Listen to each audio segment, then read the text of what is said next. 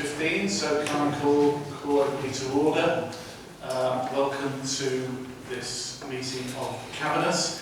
I hope you'll just give me some room for just saying a few words about the tragic death of PC Phillips. I think it's important that we just say a few words, and I'd just like to just to say that clearly, you know, the whole of Wirral, I think, was, and the whole of the country actually, I think, was absolutely in shock at events of the other night, and everybody is still in mourning, I think, over the tragic death of the police officer.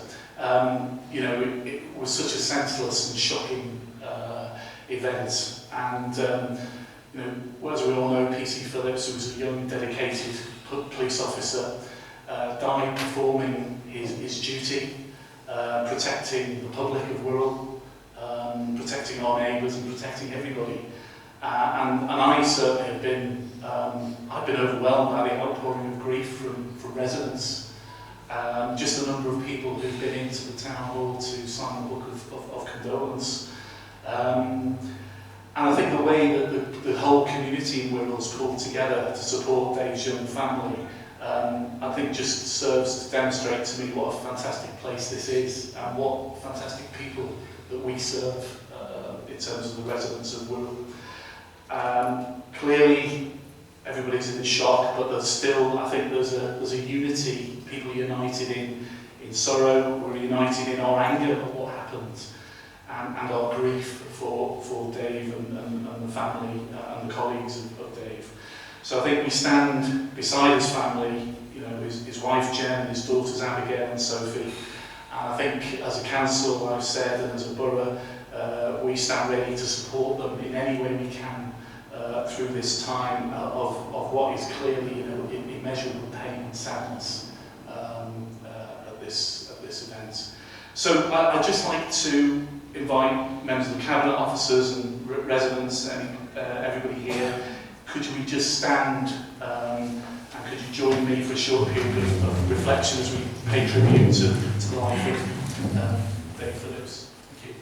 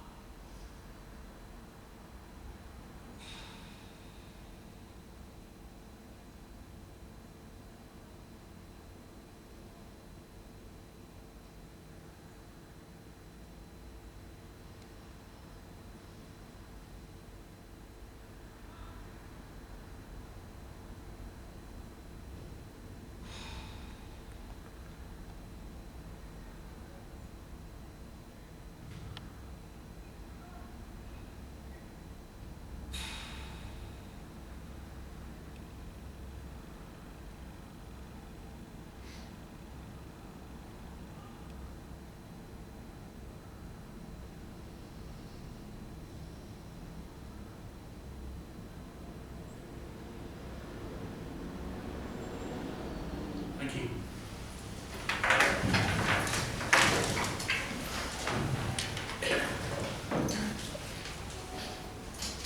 Okay, if I could now move to the agenda for this evening. Item 1 is the Members' Code of Conduct, Declarations of Interest. Can I ask whether any members of the Cabinet wish to declare any interest? No? Okay, thank you very much. Item 2 is the minutes of the last meeting. Can we agree that I sign them as a true record? Is that agreed? Thank you.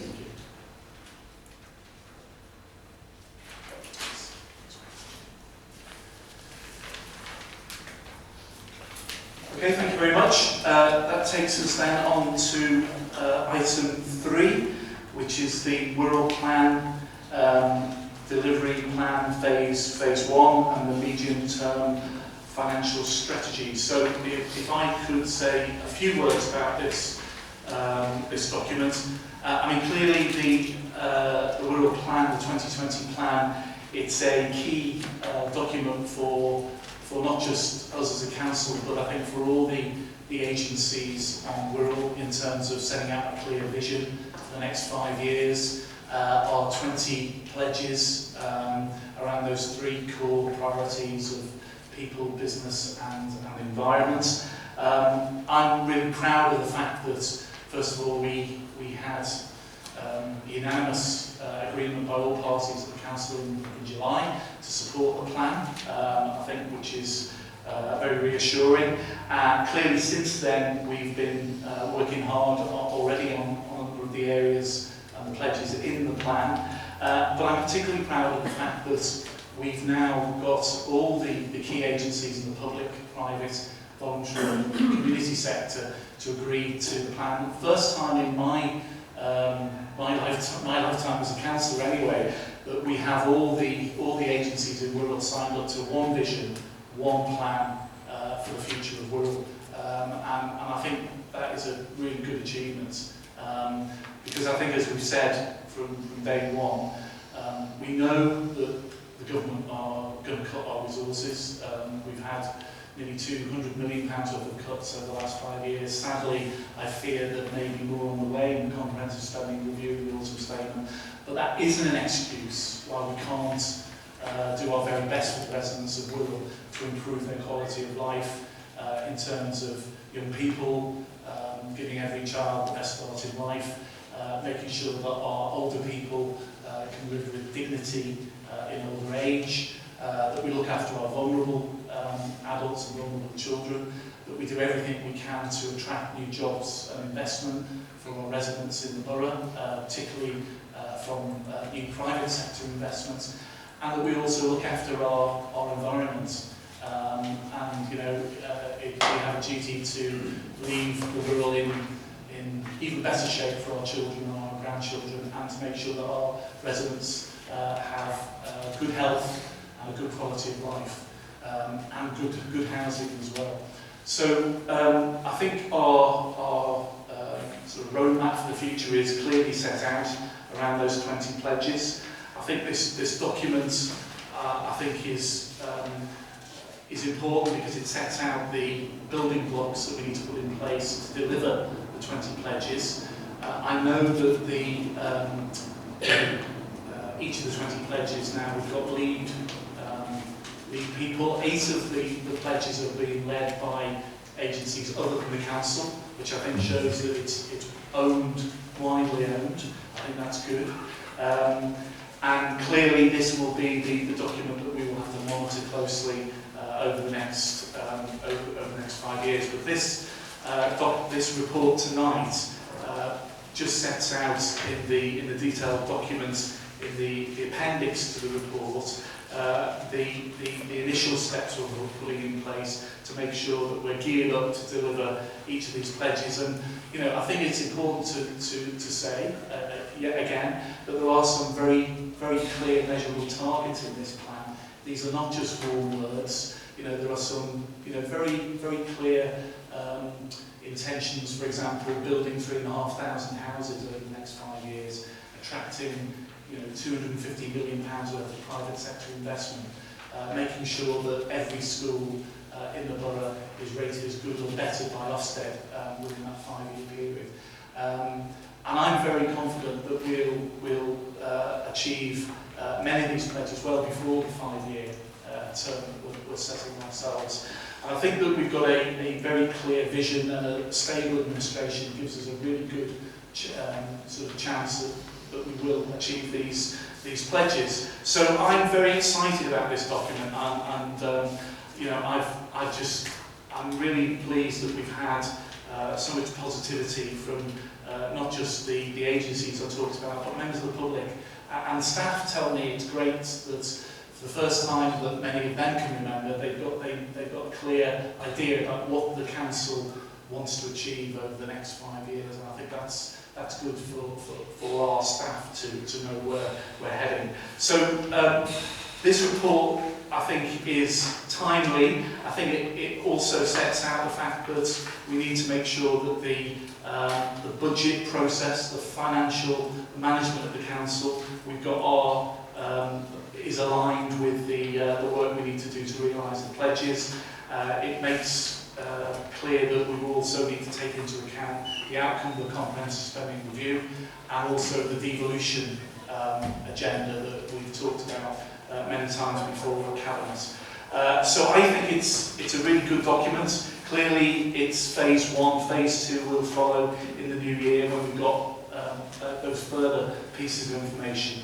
But I'm very happy to ask Cabinet to agree with the recommendations on page 7, paragraph 15, which is that we endorse the contents of the report and the delivery plan phase 1, which is set out in the appendix, and to endorse the timeline provided that sets out the process for agreeing the detailed 5-year delivery plan, which is going to come in phase 2, and as I mentioned, the budget process for both 16 and 17, and the 5-year medium-term financial strategy. So those are the recommendations. But I'll invite any member of the Cabinet who wants to say anything about the detail of the pledges or their areas.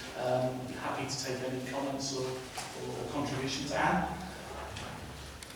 Yes, thanks, Chair. I think this is hugely exciting culmination of the first part of the piece of work on the delivery plan to replace those building blocks to take us through into phase 2, which will usually be the final delivery plan in terms of from February going forward. But I think it's worth reinforcing what you've said yourself about the vision and ambition here, and it's very innovative and in a lot of ways groundbreaking. I think I'm not aware of other authorities across the country who are developing a borough-wide plan of this type in which their partners are absolutely taking the lead. Public sector, voluntary sector, private sector, people actually and the other public agencies taking the lead on delivering what corporate priorities, but which have become Wirral-wide priorities now. So I think it is hugely exciting, and we know it is going around the 5-year medium-term financial strategy, and we will be able to have that 5 years in terms of planning the budgets and planning the delivery of those 20 pledges going forward. I'm very excited in my own portfolio about looking forward to be able to work on different ways of delivering services that provide high quality services, give value for money, and enable us to raise income and to work with our partners across the piece, because we know that we can't, we're not going to be able to deliver, given the scale of financial challenges, all the services that we currently do. And I think, as we've often said in Cabinet, we reckon we're going to have about £200 million in about 5 years' time.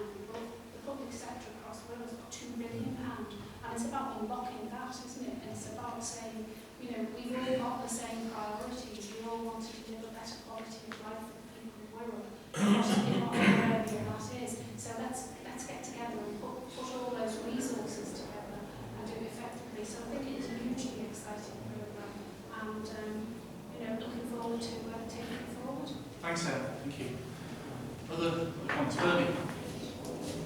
I just want to say that the Wirral plan as a vision is excellent, because it's almost like our contract with the people of Wirral. It shows and demonstrates clearly what we intend to do. It's easy to read, it's easy to understand. It also demonstrates the responsibility of the council, our partners, but also the residents of the Wirral, because we all have a part to play in this. There's a big emphasis on behavioural change as we go through, with a number of things that we're going to have to do.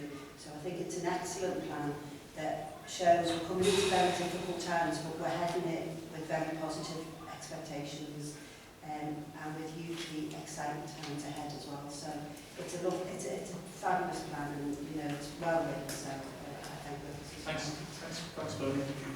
Anyone else? Adrian? Chair, I'd just like to make just a couple of comments. Turn to page 3, item 3.2. Relating to people, it really is very heartening to see the excellent upward swing in GCSE results in schools and colleges. In my own ward, it's not my own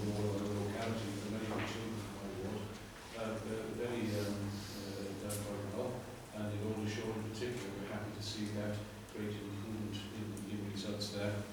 On the matter of the business, the Wirral Met campus is now open, and it's very dear to my heart because we've already managed to get agreements to cooperate with the community in the assistance of building certain equipment for charity, and that will be done as a project by the students there. More news on that at a later date. And Birkenhead Park again has been highlighted. This time we're one of the top 10 parks in the world. Slightly smaller park, the second biggest in Wirral. That is to say, the Wallasey Central Park is also on the up, having again won the Green Flag Award. So good news all around in that direction, I think. Congratulations to the officers in particular who worked so hard to make it happen, and to Bernie and of course to Chris. Thanks, Adrian. Chris, and then George. Chris. I'd just like to say, I think the... Sorry, was it you? No. Oh, Talking about me, not you. the cooperation, I think, between the parties. One of my pledges and my portfolio is older people living well. And we've been to a meeting this morning, and the representatives from the Older People's Parliament, voluntary sector, health, housing, and I think it's just the cooperation and it's the learning of each other as well, and I think there will be much less duplication in the future, so that we will be able to spread the money further. Because, for instance, Age UK obviously have already done some fantastic work. So by bringing all the different agencies together, we really are working well, and I think it's great just to have the actual measurement tools now to see how much we can improve things. George, and then the other Chris.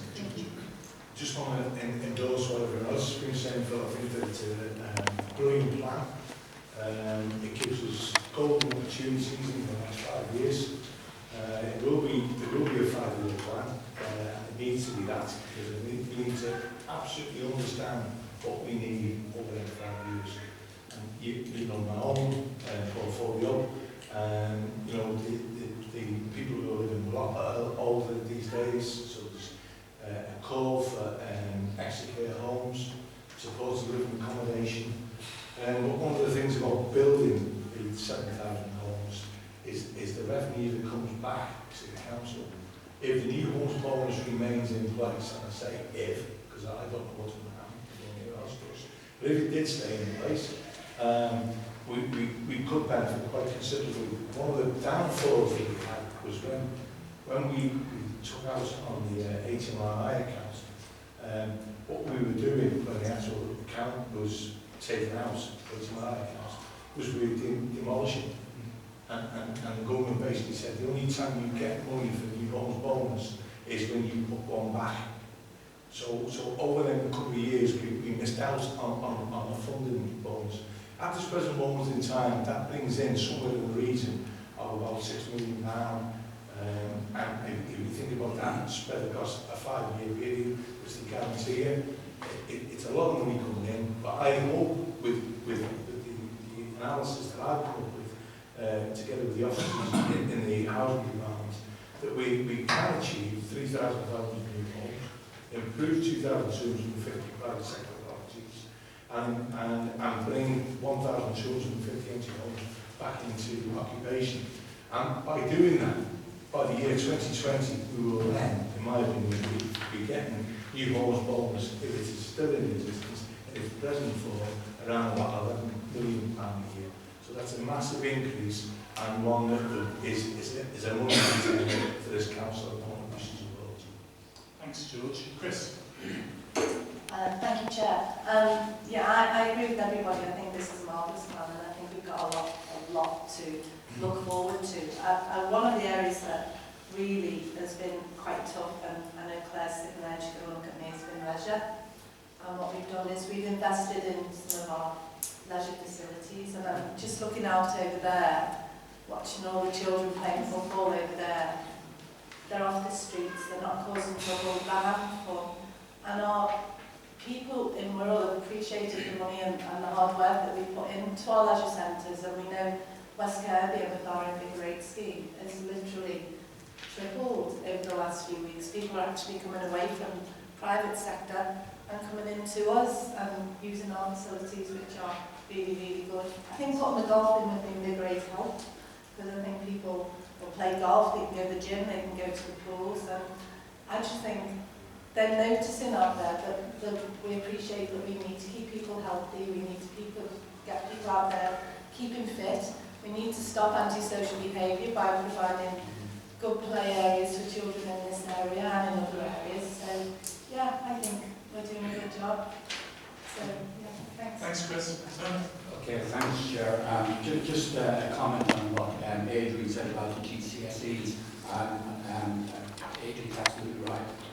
Provisional result, GCSE results we have for 2015 are extremely positive.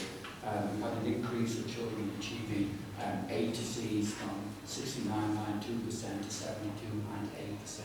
So, you know, that's a nice upward trend in that.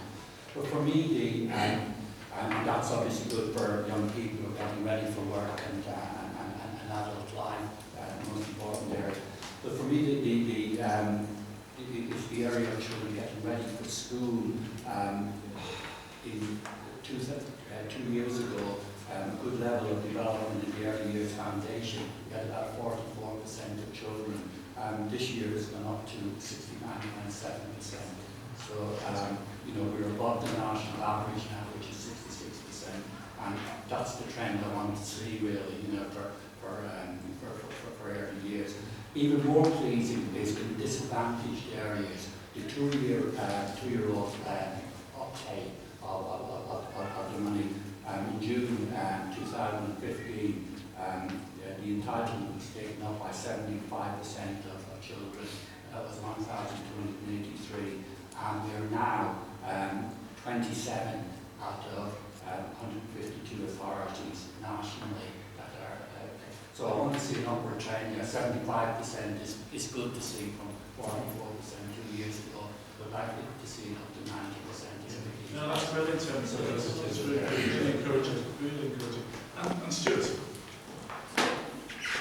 Thank you, Chair.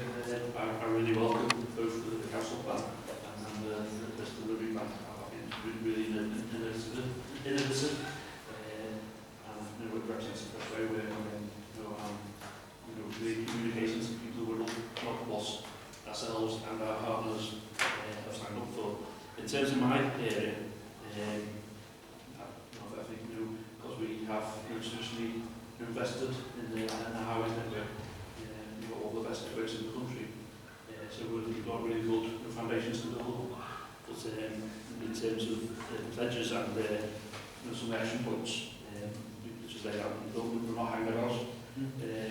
The top bridges scheme is progressing well, and I think it's probably fair to say we're going to be asking the rest of the road users what they think about that in the network, so we can use that to help further improve expectations and on the projects. So I'll be going. Last but by no means least, Pat. Thanks, Chair. If I can just pick out some of the headlines from our ambitions in the business sections on various pages from 40 onwards, I think it is. Our vision, obviously, for business makes us a place where employees want to invest and businesses thrive, as it says in the document. And also, as I said, we'll seize and capitalise on the unprecedented opportunities before us to transform Wirral's economy, obviously, for generations to come. That's our ambition. And we include our pledge, obviously, of creating job opportunities by the creation of 5,000 jobs by 2020. And I believe our approach is already starting to pay dividends, Chair. In fact, we're well on our way, and I do believe we're going to do that well before that in a number of ways. And I've just explained to you recent examples to back that up with a nature. Work is nearing completion on a new retail offer at Junction 1 on the M53. That's next to B&Q. The total investment there is £12 million and it creates an estimated 359 new jobs, which is fantastic news for local people. There's also significant new retail investments at the Croft retail park, obviously in Bromberry, which in total is over £8.3 million and will create and safeguard 257 jobs. Some big national and international names going in both of those places.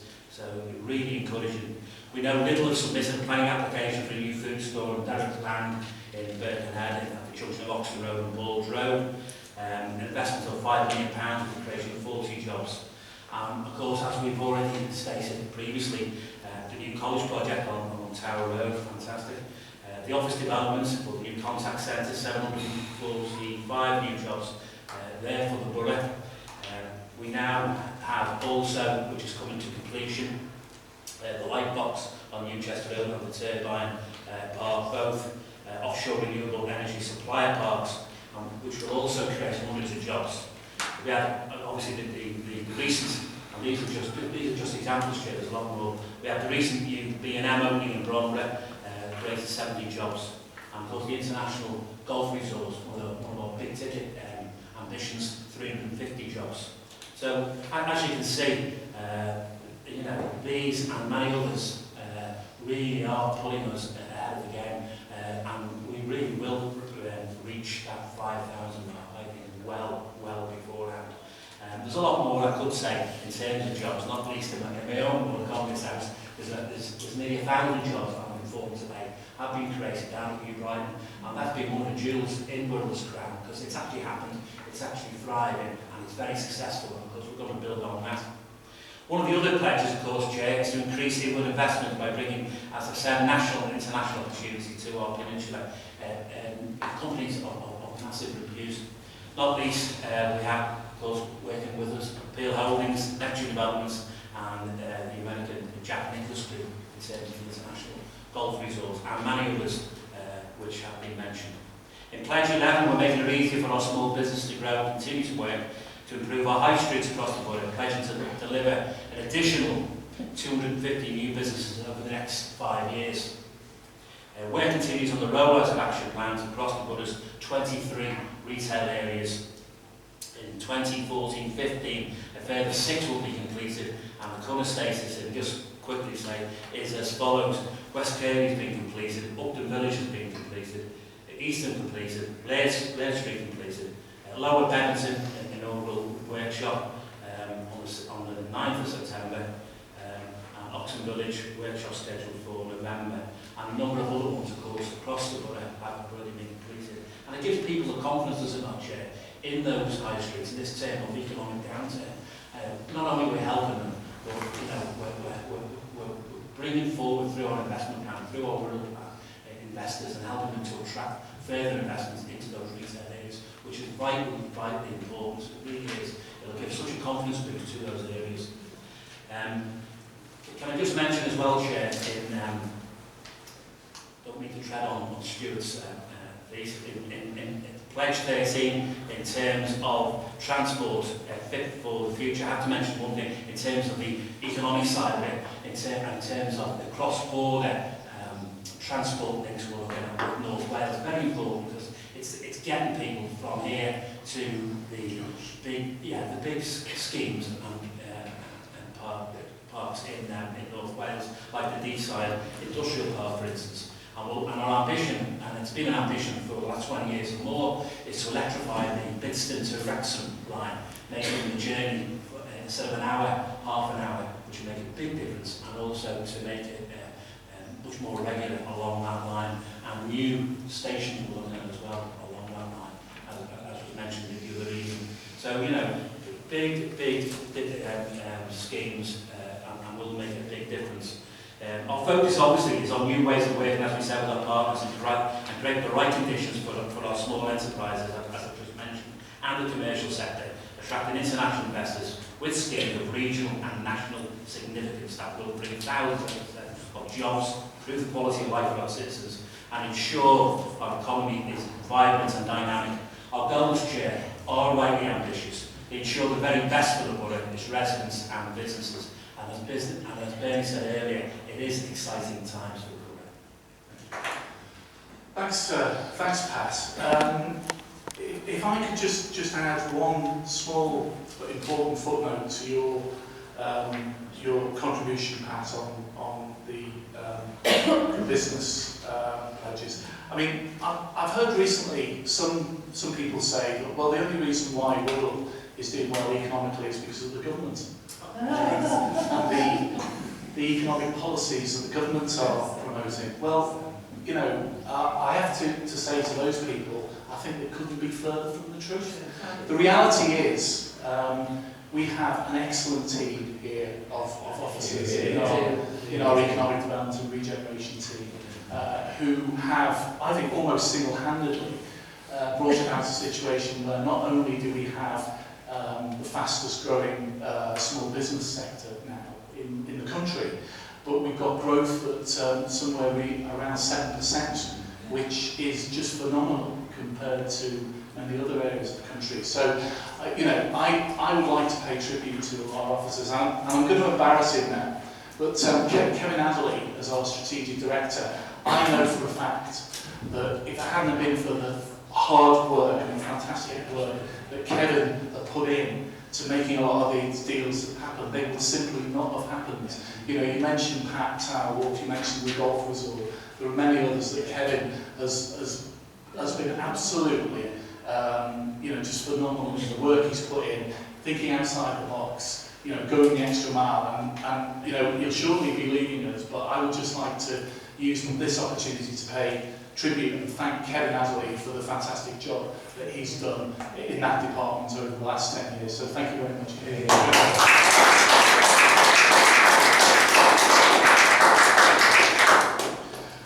Right, okay, so I think it just remains for me to ask Cabinet, can we agree the recommendations in paragraph 15? Agreed, thank you very much. Right, moving swiftly on to item 4 under Environment and Sustainability, Climate Change Annual Progress Report and Action Plan. Bernie? Thank you, sir. We all know that climate change presents challenges globally, nationally and locally. And this is a rolling plan that's going to change and develop through time.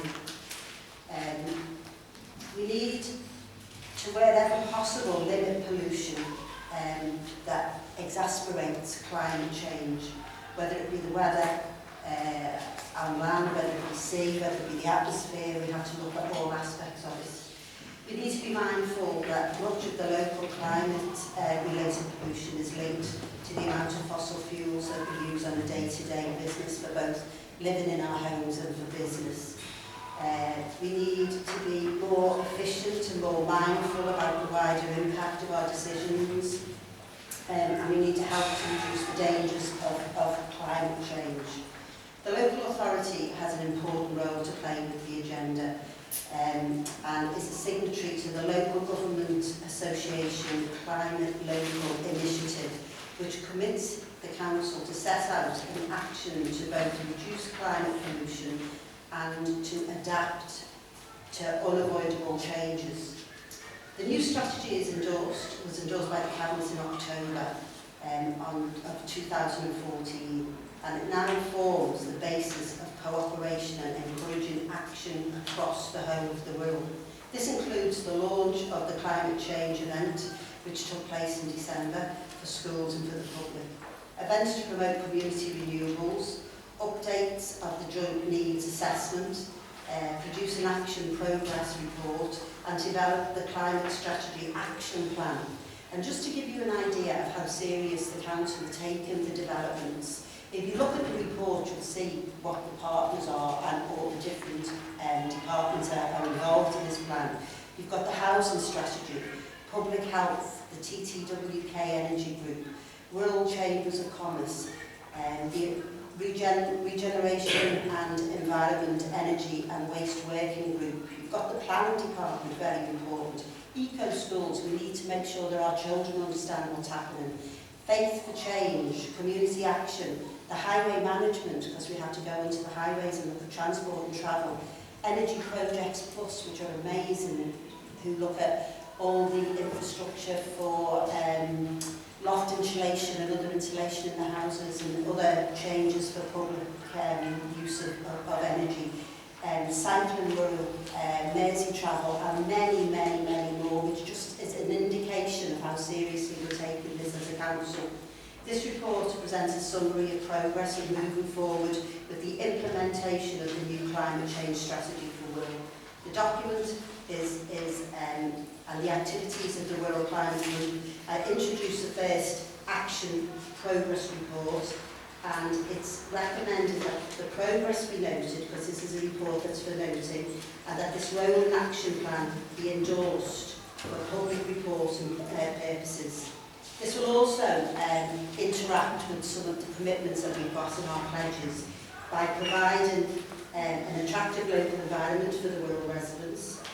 Wirral residents will live healthier lives, thriving small businesses, and assets and buildings that will be fit for purpose for Wirral businesses. So you'll see it's committed to the pledges that we are producing, and the pledges for, I think, for the environment go right the way across the agenda. So I'd like you to note this plan and endorse this plan. Thank you, Bernie. I just echo your comments. This is an extremely important document. I think we underestimate the impact of climate change a lot, really. So I'm really pleased to see such a detailed kind of action plan. And as you say, it's really the kind of golden thread really that runs through the whole of our 2020 plan. I think it underpins so many of our pledges. So I'd just like to echo what you said. Stuart, do you want to go?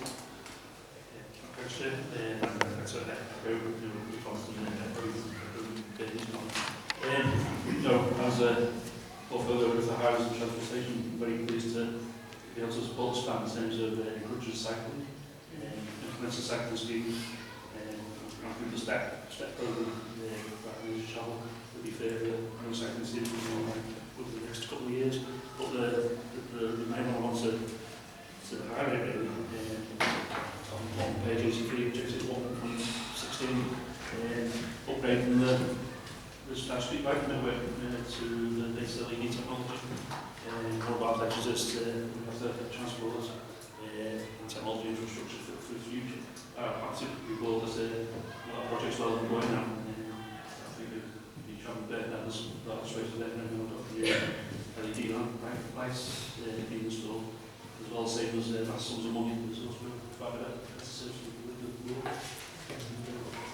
And I can testify to that because I went up in Cherryacre, 30 feet up in the sky in Whetstone Lane to see one of these LED lights at very close quarters. I was the only one who volunteered. Anyway, thanks for that, Stuart. So if I can ask Cabinet, just point you to the recommendation, paragraph 14, that the annual progress report and climate strategy action plan be noted and endorsed and used as a basis for public reporting to meet our commitments under climate and local. Can we agree that recommendation? Thank you very much. Thanks, Bernie.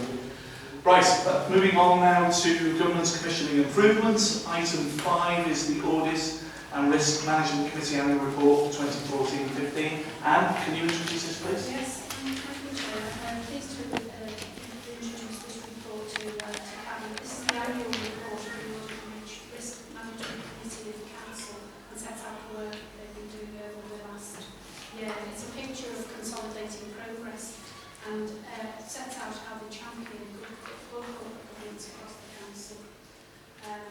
It also sets out how the committee recognise the difficult and challenging times ahead and are proactive in ways in identifying risks early and taking remedial action to deal with any identified risk. And also shows how they adopt best practice in supporting the work of internal and external auditors and supporting members in their roles on the committee.